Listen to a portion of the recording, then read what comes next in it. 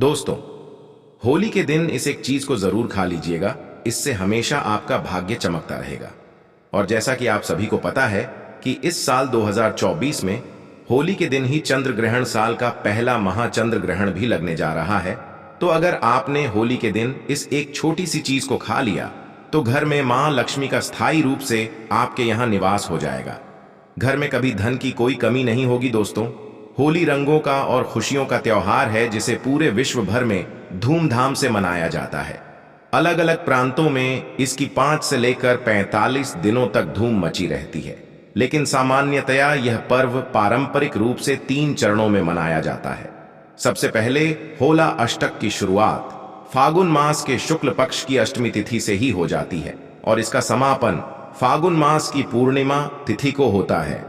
पौराणिक कथाओं के अनुसार प्रहलाद की श्री हरि भक्ति से नाराज होकर हिरण्यकश्यप ने होली से पहले 8 दिन तक उन्हें अनेक प्रकार के कष्ट और यातनाएं दी, इसलिए इसे अशुभ माना जाता है। माना जाता है कि इस काल में ग्रह उग्र प्रभाव देते हैं। इसी कारण इन 8 दिनों में शादी, मुंडन, गृह प्रवेश आदि मांगलिक कार्यक्रम करना वर्जित माना जाता है। ये 8 दिन निष्काम साधना के होते हैं। और फिर पूर्णिमा तिथि के दिन होली का दहन की परंपरा है। पंचांग के अनुसार फागुन पूर्णिमा तिथि की शुरुआत 24 मार्च 2024 दिन रविवार को सुबह 9:54 पर होगी और इसका समापन अगले दिन यानी कि 25 मार्च 2024 दिन सोमवार को दोपहर 12:02 पर होगा। ऐसे में 25 मार्च को फागुन पूर्णिमा मनाई जाएगी। होली का दहन वाले दिन भद्रा भी लग रही है, जिसका समय सुबह 9:74 से होकर के दोपहर के 2:02 तक रहने वाला है। इसलिए होली का दहन इसके पश्चात ही होगी और अगले दिन यानी कि 25 मार्च 2024 के दिन होगा सोमवार। इस दिन रंगों वाली होली खेली जाएगी। और चलिए अब जान लेते हैं कि होली वाले दिन आखिर कौन सी है वह गुप्त चीज जिसे हमें जरूर खा लेना चाहिए। इसे खाने के पश्चात धनी होने से आपको दुनिया की कोई ताकत रोक नहीं पाएगी। दोस्तों, पहले तो आप सभी यह जान लें कि यह गुप्त उपाय किसी को बताकर नहीं करना है, इसे चुपचाप ही आपको करना होगा। होली का दहन के बाद होली की राख जो होती है उसे होली मैया का आशीर्वाद समझकर अवश्य खा लेना चाहिए, यानी थोड़ी सी राख अपनी जबान पर जरूर लगा लेनी चाहिए। इससे आपके अंदर जितनी भी नकारात्मक ऊर्जा होगी वह सभी प्रकार की नकारात्मक ऊर्जा नष्ट हो जाएगी। हर गलत ऊर्जा आपसे दूर चली जाएगी। आप एक उत्तम जीवन को प्राप्त कर पाएंगे। इससे आपके अंदर तेजी से सकारात्मक ऊर्जा का वास होता चला जाएगा और आपके निर्णय लेने की क्षमता में बहुत ही तेजी से बढ़ोतरी होगी, जिससे कि आप धन संबंधी कोई भी निर्णय लेंगे तो उसमें आपको फायदा ही होगा। साथ ही साथ होली वाले दिन आप सभी को गुजिया अवश्य ही खानी चाहिए, क्योंकि गुजिया सर्वश्रेष्ठ और महत्वपूर्ण चीज है। होली वाले दिन इसे मां लक्ष्मी को भी जरूर चढ़ाना चाहिए और इसे प्रसाद के रूप में अवश्य ही खाना चाहिए और पूरे परिवार को भी खिलाना चाहिए।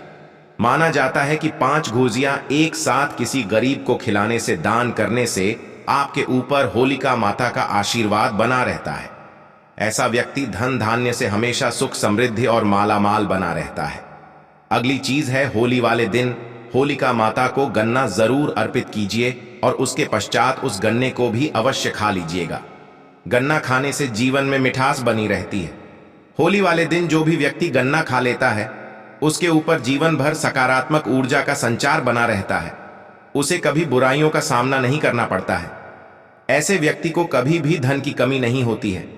किसी के सामने हाथ नहीं फैलाना पड़ता है। दोस्तों, होली वाले दिन आपको यह 3 गंदे और गलत काम कभी भी नहीं करने चाहिए। होली की पूजा में ये 3 चीजें कभी अर्पित मत कीजिएगा, आप पूरी तरीके से बर्बाद हो जाएंगे। लेकिन ये बताने से पहले आप सभी से मेरी रिक्वेस्ट है, निवेदन है, अनुरोध है कि वीडियो को लाइक करके चैनल को सब्सक्राइब और पास वाला कमेंट बॉक्स में अपना नाम, डेट ऑफ बर्थ और राशि जरूर लिख दीजिए, क्योंकि जैसा कि मैंने आपको शुरुआत में ही बताया, होली पर महाचंद्र ग्रहण लगने जा रहा है।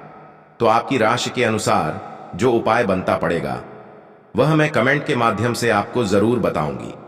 अब ध्यान से सुनिए कि कौन सी है वह 3 चीजें जिन्हें आप बिल्कुल भी अर्पित मत कीजिएगा होली के दिन। दोस्तों, शास्त्रों में लिखा हुआ है, साफ साफ बताया गया है कि होली का दहन पर होली की जो अग्नि होती है उसमें टूटा हुआ गन्ना बिल्कुल भी अर्पित नहीं करना चाहिए। ना ही होली में खराब गन्ना अर्पित करना चाहिए, इससे उल्टा आपको होली मैया का श्राप प्राप्त हो सकता है। टूटा हुआ गन्ना पूजा पाठ में इस्तेमाल नहीं किया जाता है, इससे होली माता बहुत ही जल्दी से आपको श्राप दे सकती है। आपके घर में गरीबी का वास हो सकता है। शास्त्रों में माना जाता है कि जब होली का दहन होता है तो होली की अग्नि में पवित्र चीजों को ही डालना चाहिए। जब आप अग्नि में गन्ने को डालने जाएं, उसमें ऊपर से हरे भरे पत्ते अवश्य होने चाहिए, क्योंकि पूजा पाठ में अधूरी चीजें इस्तेमाल नहीं की जाती है। अधूरी चीजें इस्तेमाल करने से अधूरा ही फल आपको प्राप्त होता है। इसलिए गन्ना साबुत होना चाहिए, टूटा फूटा बिल्कुल भी नहीं होना चाहिए। हमेशा याद रखें कि होलिका दहन से ठीक पहले गन्ना घर में अवश्य लाकर रख लें और गन्नी को संख्या में 2 या 5 या फिर 7 होनी चाहिए, यानी विषम संख्या में ही आपको गन्ने लाने हैं। अगली चीज है, होली की पवित्र अग्नि में पानी वाला नारियल बिल्कुल भी नहीं चढ़ाना चाहिए, इससे आप पाप के भागीदार बन जाते हैं। अगर आप पानी वाला नारियल चढ़ा देते हैं तो पाप के साथ साथ ही कई तरीके के श्राप और ग्रह दोष भी आपको लग जाते हैं। और जब भी आप सूखा नारियल अर्पित करें तो अपने पूरे परिवार का हाथ उसमें लगा दें। ऐसे में आपके पूरे परिवार की गरीबी दूर हो जाती है और आप धन से मालामाल हो जाते हैं। अब आपके मन में एक प्रश्न उठ रहा होगा कि हर पूजा पाठ में तो यही कहा जाता है कि पानी वाला नारियल लेना चाहिए, फिर यहां पर सूखा नारियल का प्रयोग क्यों करना है? तो देखिए, पानी वाला जो नारियल है पूजा के दौरान आप फोड़ सकते हैं, लेकिन अग्नि में जो आप नारियल डालेंगे वो सूखा ही होना चाहिए। होली माता आपकी सभी परेशानियों को अपने साथ लेकर चली जाती है और अग्निदेव भी प्रसन्न हो जाते हैं। अगर आपके मन में कोई बुरे ख्याल आते हैं, अज्ञात भय आपको सताता है, तो होलिका दहन की पूजा के दौरान एक सूखा नारियल, काले तिल और सरसों को लेकर अपने सिर के ऊपर से 7 बार वार ले और इसी अग्नि में डाल दीजिए। ऐसे में आपकी हर एक प्रकार की चिंता होलिका मैया हर लेती है। दोस्तों, माना जाता है कि होलिका माता को घर में बनाए भोग अति प्रिय होते हैं। आप अपने घर में जो भी बनाए माता को अवश्य अर्पित करें, लेकिन याद रहे, गुजिया चढ़ाते समय देख लें कि गुजिया की जो संख्या है वह 3 नहीं होनी चाहिए। या तो 2 चढ़ाए, 5, 7 या 21। इस तरीके से शुभ अंक ही आपको चढ़ाने हैं, लेकिन गुजिया की संख्या भूल से भी 3 नहीं होनी चाहिए।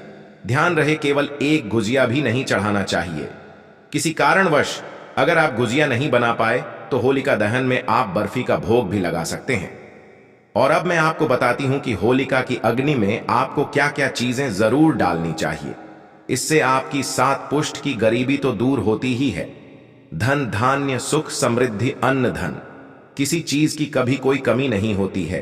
कोई अगर नौकरी की तैयारी कर रहा है या नया व्यापार खोलने के बारे में सोच रहा है तो उन्हें इन चीजों को होली की अग्नि में जरूर डालना चाहिए।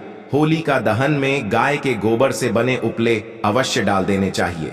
दोस्तों, होली की अग्नि में अगर आप हरा चना, गेहूं की बालियां, कोई नई जो फसल है वह अगर अर्पित करते हैं तो इससे आपके घर में अन्न और धन की कभी कोई कमी नहीं होती है।